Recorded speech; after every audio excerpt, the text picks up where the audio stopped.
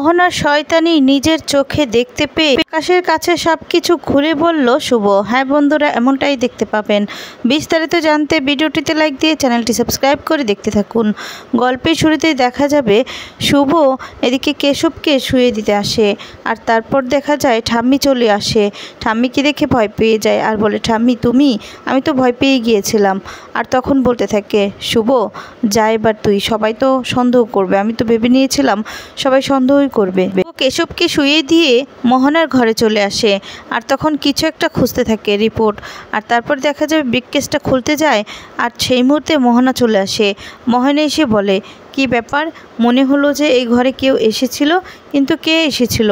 এই বলে চারদিকে খুঁজতে থাকে আর বলে, ভুল হয়তো ভাবছি, কোথাও তো কেউ নেই। এদিকে দেখা যায় খাটের নিচে লুকিয়ে থাকে শুভ।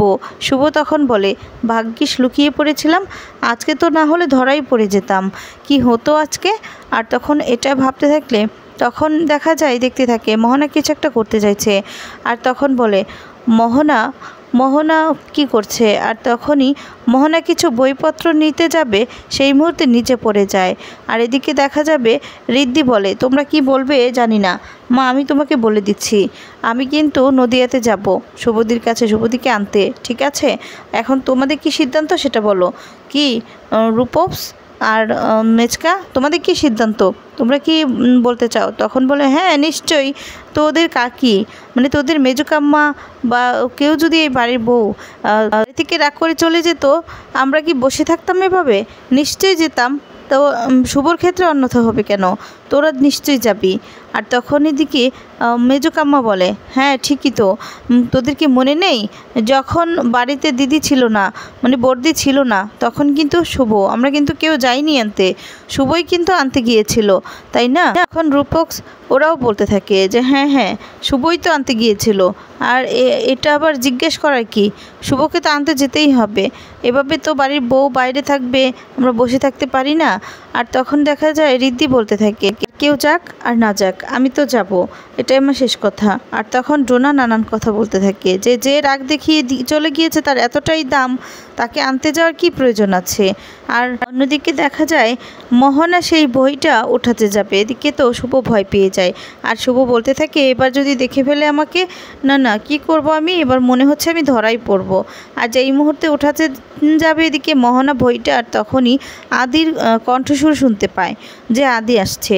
আদি এদিক দিয়েই যাবে, আর তখন ইচ্ছে করেই যাতে আদি ওর কাছে আসে তার জন্যই দেখা যায় মোহনা নিজের ব্রিফকেস থেকে কিছু একটা বের করে নেয়, মেডিসিন, যেটা কিনা একদম ব্লাডের মতো দেখতে।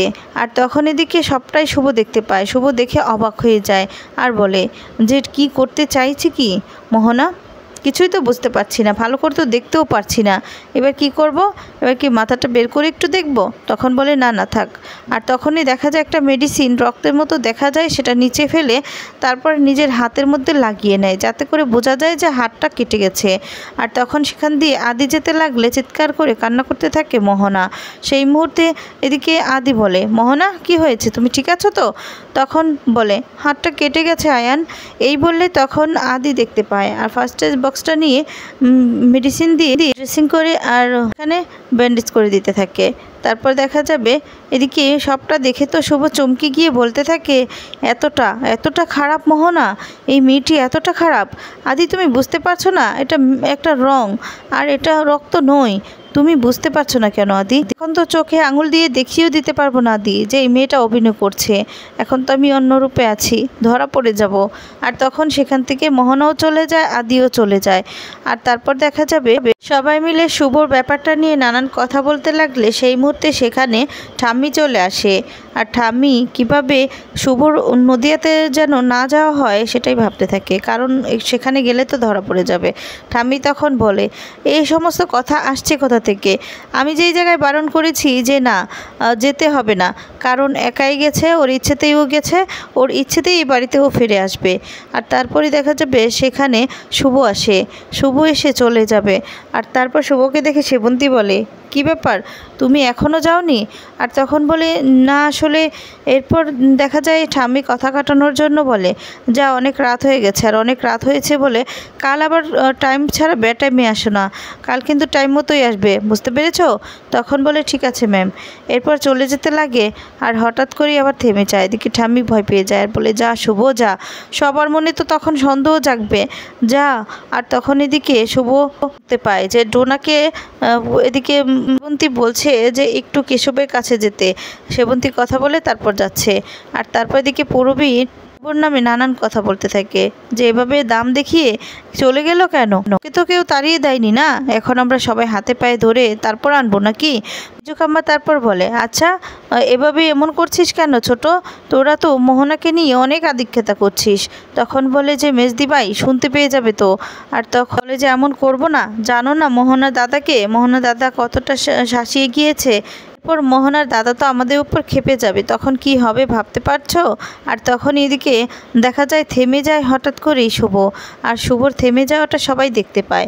আর তারপরে দেখা যাবে এদিকে রূপক বলতে থাকে যে কি ব্যাপার হঠাৎ করে থেমে গেলে যে। তখন মেজুকাম্মা শুভর কাছে যায় আর বলে কি ব্যাপার, তুমি কি এই বাড়িতে থেকে যাওয়ার ফোন দিয়ে আসছো নাকি রাতে?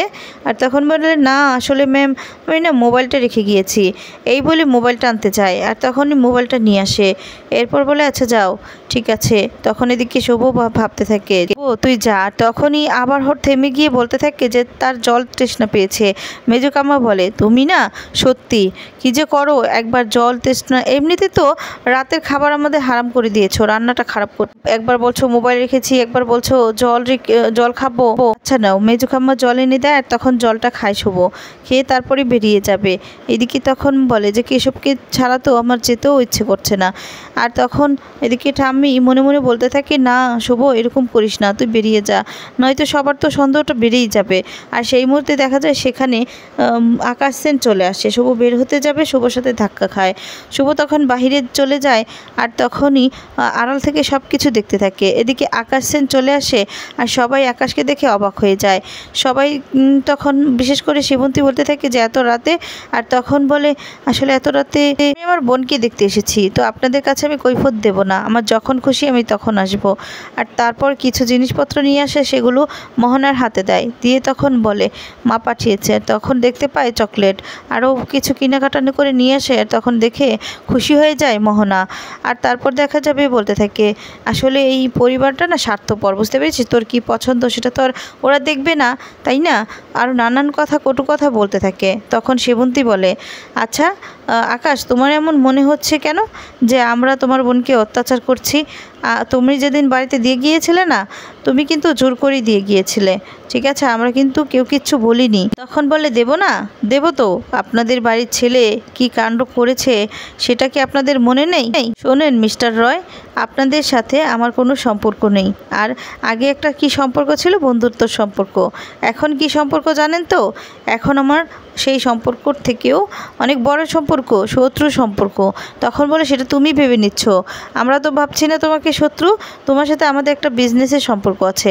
তখন বলে হ্যাঁ আপনারা তো স্বার্থপর, আপনারা তো নিজেদের স্বার্থর জন্যই সম্পর্ক রেখেছেন। তখন বলে তোমার বোনকে এই বাড়িতে দিয়ে গিয়েছো, তোমার বোনকে কি আমরা কোনো অত্যাচার করেছি?